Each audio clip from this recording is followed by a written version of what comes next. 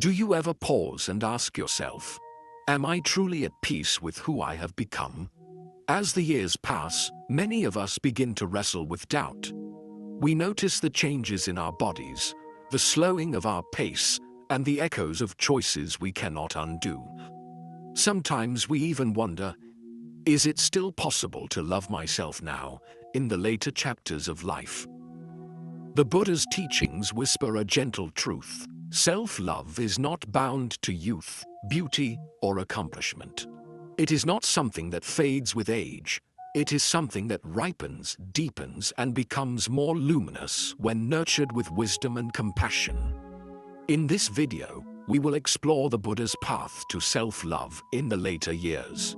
Step by step, we will uncover how Buddhist teachings can help you release old regrets, soften self-criticism, embrace impermanence, and rediscover the joy of simply being alive. By the end of this journey, you will not only understand how to love yourself more deeply, you will also see that aging is not a decline, but a sacred invitation to awaken. A time to discover that you are, and always have been, worthy of love. 1. The mirror of impermanence. The Buddha's very first teaching was the reality of impermanence. All things arise, all things change, and all things eventually pass away. To deny this truth is to suffer. To embrace it is to find freedom. When we are young, impermanence feels far away. But as years pass, the truth becomes undeniable. Wrinkles appear, strength wanes, loved ones leave, and time reminds us of life's fragile nature. Many resist this change, clinging desperately to youth or fearing what comes next. But resistance only deepens suffering. The path of the Buddha invites us to look at impermanence differently, not as an enemy, but as a mirror that reveals the preciousness of this very moment. Because life is fleeting, it is infinitely valuable. Because we will not always have this body, we can learn to treat it with gentleness instead of judgment. To love yourself in old age is to bow gracefully to impermanence. Instead of saying, I am less than I was, you can say, I am part of life's great unfolding. Every wrinkle, every gray hair, every slowing step is not a sign of failure. It is a reminder that you are alive in this moment. When you stop fighting impermanence and start flowing with it, self-love becomes natural. It is no longer about holding on to what was, but about awakening to the gift of what is. 2. The weight of regret. As the years accumulate, so do memories, some filled with joy, others with pain. Many people in later life find themselves weighed down by regret. Words left unsaid, mistakes made, opportunities missed. These regrets can quietly whisper, you have failed. You are unworthy. But Buddhism offers another way of seeing. The Buddha did not teach perfection, he taught awakening. Every moment, even the painful ones, can become fuel for compassion and wisdom. Consider this. If you look at your past only through the eyes of judgment, you see scars. But if you look through the eyes of compassion, those same scars become teachers. The heartbreak that once shattered you may have softened your heart. The mistakes that once embarrassed you may have taught you humility. The failures that once stung may have prepared you to guide others with gentleness. Self-love in later years requires this shift, from judgment to compassion, from regret to wisdom. When regret arises, place your hand on your heart and ask, what has this taught me? How has this shaped my compassion? In this way, regret is no longer a weight, but a doorway. The Buddha's path shows us that the past cannot bind us if we meet it with awareness. Each breath is a new beginning. Each day is an opportunity to love ourselves anew. 3. The gift of self-compassion. Among all the teachings of the Buddha, Perhaps none is more vital for self-love than compassion. Yet many of us find it easier to extend compassion to others than to ourselves. We forgive a friend's mistakes, we comfort a loved one in pain. But when it comes to our own wounds, we often turn inward with harshness. In old age, this habit can become especially sharp. We may look back and say, "I should have done more. I should have been better. I am not enough." These thoughts create a prison of self-criticism. But the Buddha reminds us that compassion must include ourselves. Why? Because we too are beings on the path. We too experience suffering. To deny ourselves compassion is to deny the truth of our own humanity. Imagine speaking to yourself the way you would speak to a beloved friend. If that friend came to you with tears, saying, "I have failed, I am not worthy," would you scold them? Or would you hold their hand and whisper, "You have endured so much. You are still here, you are worthy of love"? This is the practice of self-compassion. It is not self-indulgence. It is not making excuses. It is simply recognizing your own suffering and responding with kindness instead of cruelty. Practical ways to cultivate self-compassion include gentle speech. Replace harsh inner dialogue with words of tenderness. Instead of saying, "I am too old," say, "I am seasoned with wisdom." Hand on the heart. When regret or pain arises, place your hand gently on your heart and breathe. This physical gesture softens the body and signals safety to the mind. Compassion meditation. Sit quietly and repeat, "May I be peaceful. May I be kind to myself. May I be free from suffering." Then extend this same wish outward. May all beings be peaceful. May all beings be free from suffering. Over time, these practices rewire the heart.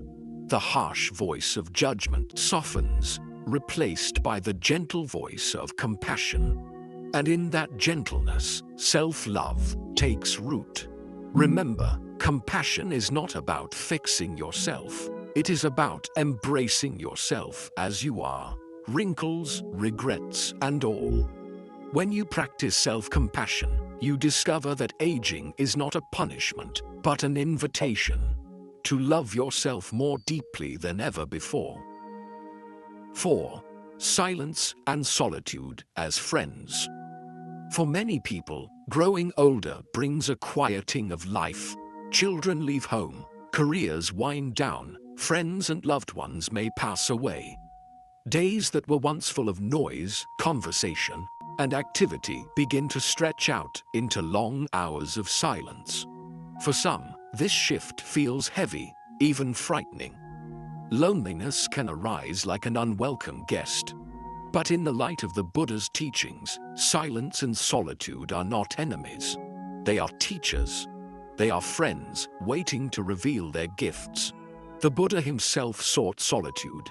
He often withdrew into forests, mountains, and quiet groves to meditate. In that stillness, he awakened to truths that cannot be seen in the noise of constant activity. When life becomes quieter in old age, it is not necessarily a loss. It can be a sacred return to this very same stillness. Solitude gives us space to listen. In the noise of daily life, we are constantly pulled outward, toward tasks, relationships, responsibilities. But when the world grows quieter, the inner voice becomes audible. You begin to hear the subtle stirrings of your own heart. Longings, sorrows, joys, gratitude. This listening is the seed of self-love. To know yourself deeply is to love yourself fully. Yet many people resist solitude because they confuse it with loneliness. Loneliness says, "I am empty because others are not here." Solitude says, "I am whole, and in this wholeness, I can rest." The difference lies in perspective. Loneliness focuses on what is missing. Solitude reveals what is already present. One way to make this shift is through mindfulness practice. Sit quietly, perhaps in your room or garden, and simply observe the rise and fall of your breath, the sounds of birds outside, the warmth of sunlight on your skin. Notice how, even in silence, life is speaking to you. The earth, the sky, the body. Everything is alive. Everything is connected. When you see this, solitude becomes less an absence and more a presence. Another way is to engage in simple rituals that honor your solitude. Light a candle before meditation. Brew a cup of tea and drink it slowly, with full attention. Read a sutra or a poem aloud to yourself. These small acts transform emptiness into sacredness. They remind you that solitude is not a void, but a vessel, a space where your soul can breathe. The Buddha taught that a calm mind is like clear water. When the surface is still, you can see deeply into it. Silence and solitude offer this stillness. They allow you to see your own mind clearly, the joys and fears, the regrets and hopes. Sometimes what you see may be uncomfortable. Old memories may rise, unhealed wounds may appear, but this is part of the gift. In solitude, nothing is hidden, and in seeing clearly, you gain the chance to soften, to forgive, to release. Instead of filling every quiet moment with distraction, television, noise, endless tasks, try sitting with the silence. At first, it may feel unsettling, like an empty room. But gradually, you will notice a gentle presence in the stillness, a spaciousness that holds you with tenderness. That presence is your own awakened heart. To love yourself in the later years is to make peace with silence, to see solitude not as isolation, but as intimacy, the deepest intimacy with life itself. For in silence, you realize you are never truly alone. You are breathing with the trees, resting with the mountains, flowing with the rivers. The whole universe sits with you. In this way, silence and solitude become friends. They do not take away your joy, they deepen it. They do not close you off from others, they open you to the vastness of being. And in their embrace, self-love begins to flower in a way it never could in the constant noise of youth. 5. Interconnection and belonging. As we journey through the later stages of life, one of the deepest challenges many people face is a sense of separation. Friends may pass away, families may live far apart, the world may feel younger and faster, as though it has moved ahead without you. In such moments, it is easy to feel isolated, as if your life has become small, unimportant, or even invisible. But Buddhism offers a profound and liberating teaching. No self exists in isolation. Every being, every breath, every moment is woven into a vast web of interconnection. When we see this clearly, loneliness softens into belonging, and self-love becomes the natural expression of understanding our place in the whole. Think of your breath. Each inhalation you take is a gift from the trees who transform sunlight into oxygen. Without their silent labor, you could not live. Each exhalation you release is taken in by the plants, nourishing their life. Already, in this simple act of breathing, you are in intimate relationship with the world around you. Or think of the food you eat.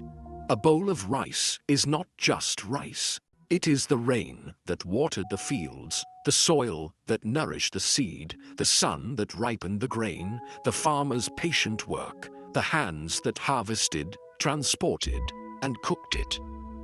To eat mindfully is to see that you are never alone. You are supported by countless lives. The Buddha called this truth dependent origination, that all phenomena arise in dependence upon countless conditions.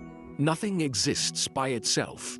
A flower blooms only because of rain, soil, sunshine, bees, and countless hidden causes. In the same way, your life is not a solitary, separate event. It is the blooming of countless conditions across time and space. When you begin to reflect on this, self-love takes on a different meaning. It is not about inflating the ego or convincing yourself that you are special in isolation. It is about recognizing that your very existence is already sacred, because it is inseparably tied to all of life. If you smile at a stranger in the marketplace, you may lift their heart for the day. If you show patience with a child, that gentleness may ripple forward into how they treat others. Even your quiet presence, sitting calmly, offering a kind word, becomes nourishment in the great web of being. You may never know the full impact of your actions, but they flow outward like circles in water, touching lives you will never see. This truth is especially powerful in old age. Many people fear that when their work ends, when their children are grown, when their physical abilities lessen, their contribution is over. But in the light of interconnection, you see that every breath, every word, every act of kindness continues to matter. Simply being here, alive, breathing, is already participation in the great dance of existence. To deepen this awareness, you can practice what Buddhists call interbeing meditation. Sit quietly and reflect. With this breath, I breathe in the gift of the trees. With this body, I carry the love of my parents, my ancestors, my teachers. With this mind, I carry the wisdom of all who came before me. With this smile, I give peace to the world. As you sit in this contemplation, notice how the boundaries of self and other begin to soften. You are not just you. You are also the rain, the earth, the sun, the farmer, the teacher, the parent, the friend. Your life is an expression of countless lives. You are not alone. You are a gathering of the universe itself. When you embrace this view, aging begins to feel less like a narrowing and more like a widening. You see that your story is part of a vast, timeless story. Your hands may be wrinkled, but those hands have carried forward the touch of generations. Your voice may be softer, but in its tone live the echoes of ancestors and teachers. Your body may be slower, but it moves in rhythm with the earth that has always carried you. Self-love in this light becomes not a private affair, but an offering. When you care for yourself, with patience, with gentleness, with compassion, you strengthen the whole web of life. By tending your own heart, you radiate peace outward. This is why the Buddha taught loving kindness meditation not only for oneself, but also for all beings. To love yourself and to love others are not separate acts. They are two expressions of the same truth of interconnection. So, if you ever feel small, unimportant, or forgotten in the later years, return to this teaching. Place your hand on your heart and say, "This life is not separate. My being belongs to the whole. Every breath I take is part of the great harmony." Let that truth sink deep like sunlight into soil. In the stillness of solitude, in the web of interconnection, you will discover a profound belonging. And in that belonging, self-love arises naturally, not as ego, but as reverence for the miracle of being alive.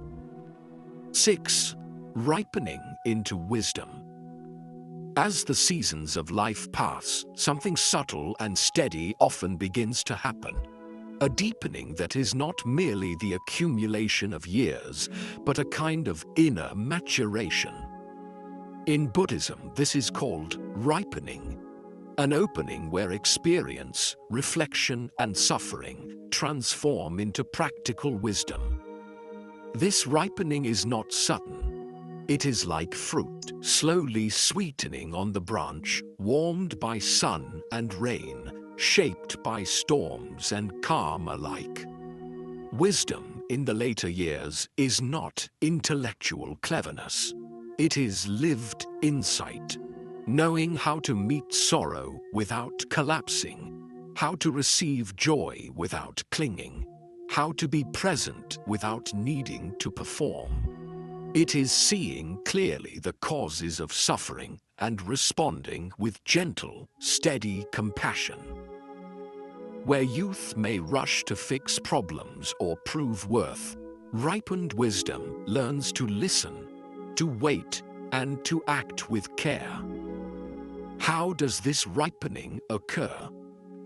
First, through attention. A life that has paid attention, noticed small kindnesses, tended relationships, learned from mistakes, has gathered the raw material of wisdom. Attention is the simple practice of being present, observing one's mind, feeling one's body, and allowing experience to teach. Over decades, this practice collects like rain in a well. The well becomes deep, and from it flows a steadier, clearer response to life. Second, ripening requires honest reflection. This is not harsh rumination, but mindful seeing. Look back upon choices, not to punish, but to understand. Why did I act so? What grew from that choice? What did it teach me about fear, longing, or love? When reflection is paired with compassion, the past becomes a schoolroom rather than a prison. The lessons you harvest become your guidance. Third, ripening is practiced in small actions. Wisdom is rehearsed in everyday moments, offering patience to a confused neighbor, listening fully to a child's story, forgiving a memory that still stings. These small acts train the heart. They are the repeated, ordinary practices that refine our responses until kindness and equanimity become habitual. There is also a quiet humility in ripened wisdom. With time, we see how much we do not know. Experience teaches that certainty often dissolves. Humility does not diminish value, it frees it. When you no longer need to be right, you can be present. When you no longer need applause, you can be useful. This humility opens the heart to genuine connection. Practical ways to encourage ripening in your own life include a daily practice of mindful reflection, 10 minutes of gentle silence where you review the day with curiosity rather than blame, a habit of gratitude, naming 3 small things each morning that support you, and a practice of compassionate action, intentionally offering 1 small kindness each day. Another practice is teaching. Share a story, a lesson, a listening ear. Wisdom is strengthened when it is given away. There is a final and tender truth. Ripening into wisdom often reorders priorities. Ambitions that once seemed crucial may soften. The urgency of more calms into the contentment of presence. We find joy in simple things, a shared cup of tea, the sound of rain, a letter remembered. This is not resignation. It is deepening appreciation. As you practice, remember to be patient with yourself. Ripening cannot be hurried. It grows from patient attention, kind reflection, humble action, and steady presence. Place your hand over your heart now and breathe slowly 3 times. In each breath, offer a quiet promise. To listen, to learn, to be kind. In that small promise, wisdom plants its seed. To be wise in old age is to be a living mirror for others, not by preaching, but by the way you walk. Calm, attentive, kind. Your life then becomes a teaching simply by being itself. This is the highest gift the ripened heart can offer. Not a sermon, but a steady presence that reassures the young and comforts the weary. So, as you move through the autumn of life, consider this. The years have not taken from you. They have given you material to transform. Your sorrow, your joy, your mistakes, and your endurance are the compost of wisdom. Tend them with care, and the harvest will be a quiet, luminous way of being. One that embraces the world with openness and teaches by example. As we close this reflection, remember, aging is not a fading, it is a flowering. Walk gently now with the knowledge that your years have made you tender and wise. Let each breath remind you, you are not less for having aged, but more, richer in compassion, patient in presence, luminous in small kindnesses. Hold regrets lightly, honor your scars, and let your life teach by quiet example.